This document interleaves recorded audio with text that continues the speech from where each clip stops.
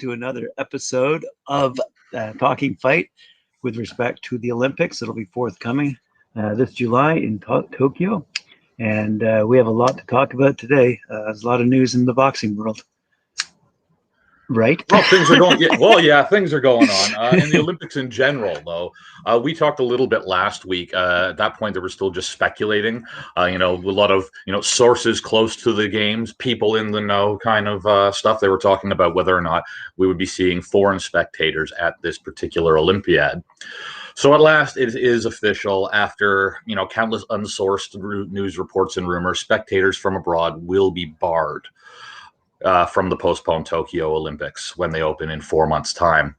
So the decision was announced officially this Saturday after an online meeting of the IOC, the Japanese government, the Tokyo government, and the International Paralympic Committee, as well as local organizers.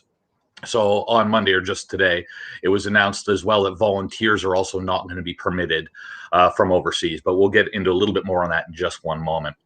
So officials said that the risk was too big to admit ticket holders from overseas during a pandemic. The Japanese public has also opposed fans from abroad, it turns out. Several surveys have shown that up to 80% of the Japanese public oppose holding the games at all, with similar numbers opposed to letting in crowds and fans from overseas. So, Japan, which has attributed so far about 8,800 deaths to COVID-19, has so far managed to control the virus better than most countries. And that's probably one of the reasons why we are still seeing a Tokyo Olympiad at this point in time. The Tokyo Olympic Organizing Committee said in a statement, in order to give clarity to ticket holders living overseas and to enable them to adjust their travel plans at this stage, the parties on the Japanese side have come to the conclusion that they will not be able to enter Japan at the time of the Olympic as well as Paralympic Games. Organizers have also said that 600,000 tickets have so far been sold to fans from outside Japan. Now, they have promised refunds for these tickets, but this is going to be determined by so-called authorized ticket resellers that handle sales outside of Japan.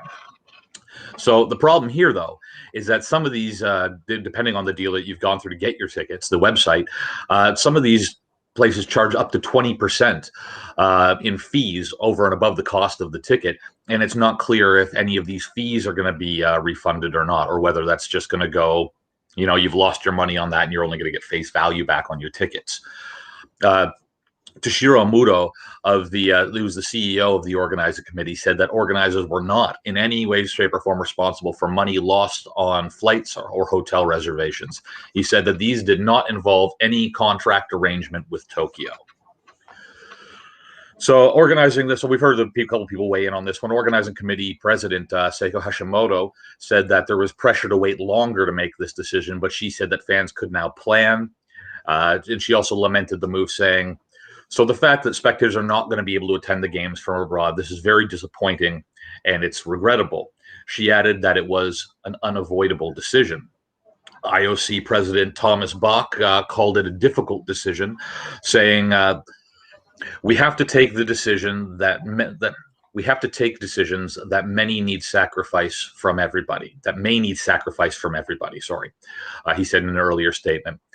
Muto also seemed to rule out fans entering who have received tickets from deep-pocketed sponsors. We had talked about that a little bit last week, too, saying that, if you were you're coming along with one of the official sponsors of the games, they might be able to sneak a few people in under the radar. But they said, we're not letting that. We're aware of that, and we're not going to be letting that happen either.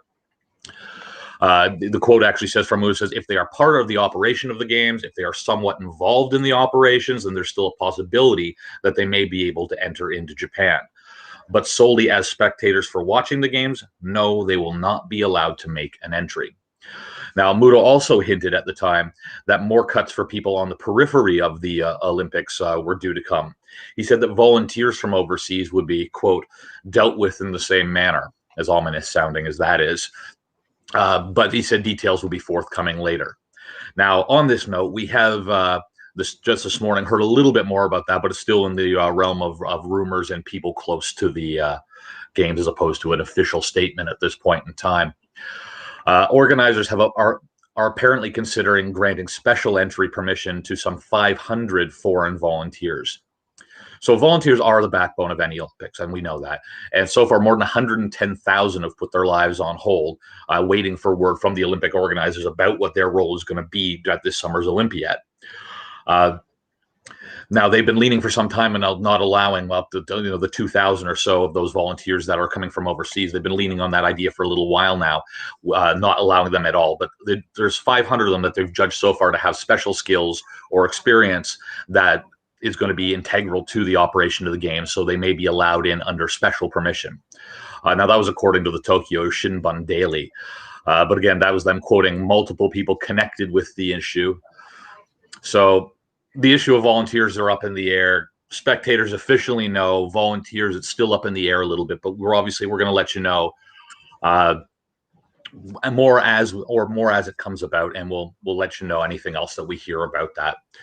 Looking forward actually to boxing, though, we have had another announcement of a boxer who's managed to qualify under the new system with a canceled world qualifier. Botswana's flyweight boxer Rajab Mohammed this past Friday became the country's second boxer to notch a qualification slot for the Tokyo 2020 boxing tournament.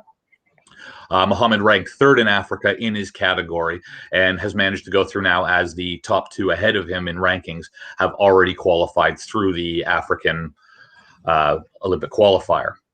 Botswana's Boxing Association, or BOBA, their publicity secretary, Talo Tutsile, told media on Friday that the boxer's qualification will enhance the country's medal chances at the Olympics.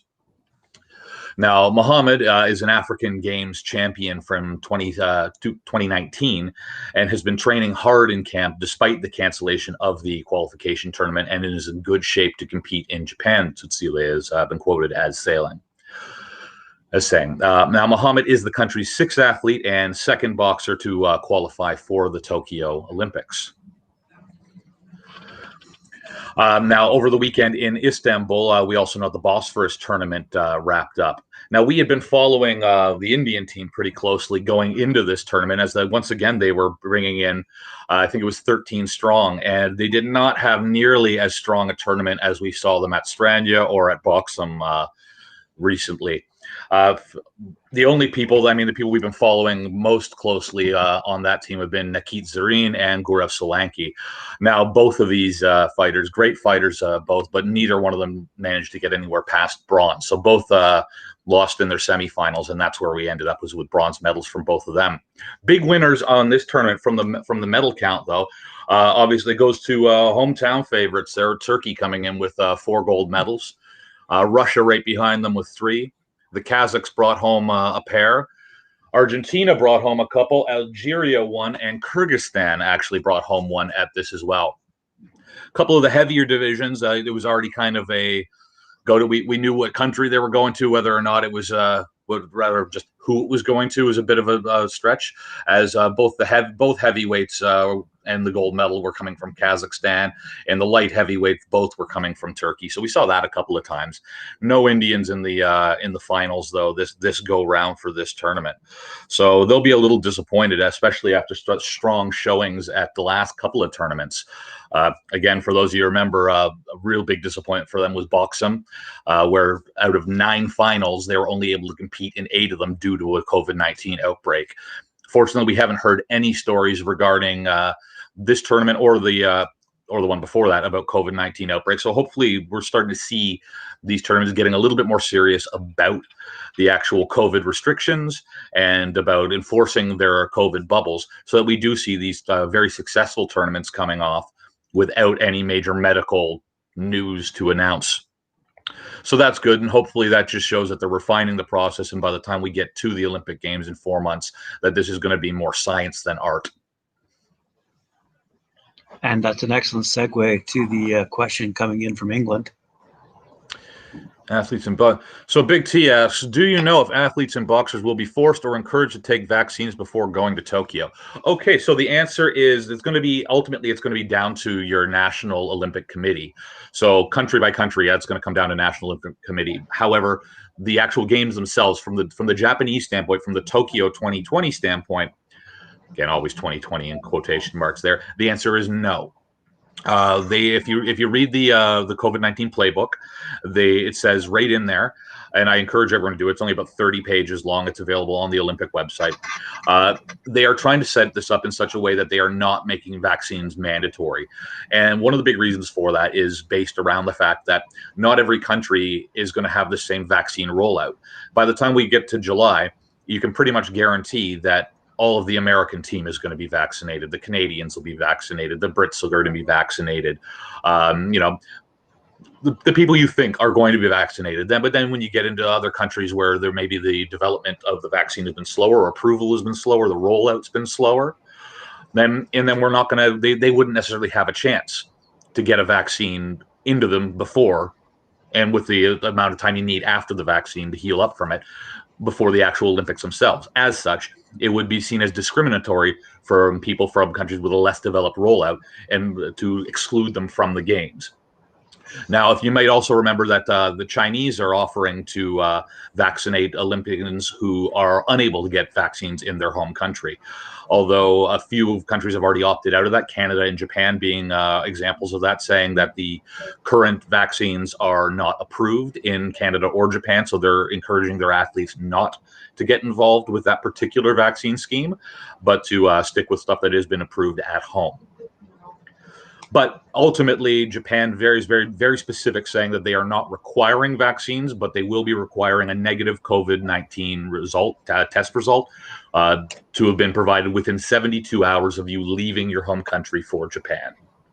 And depending on where you're coming in from, you'll also be required to take a COVID-19 test at the airport upon arrival in Japan as well. And then it's daily testing from that point forward, and reports daily temperature checks to your COVID-19 liaison person on your Olympic team. And then we just go back and forth. We hope we don't hear anything, and we hope that nobody gets kicked out of the tournament for a positive diagnosis. We'll keep fingers crossed for that. Well, super response to the question, and a great update today from Tokyo. I guess that wraps up today's episode, and we'll see you tomorrow.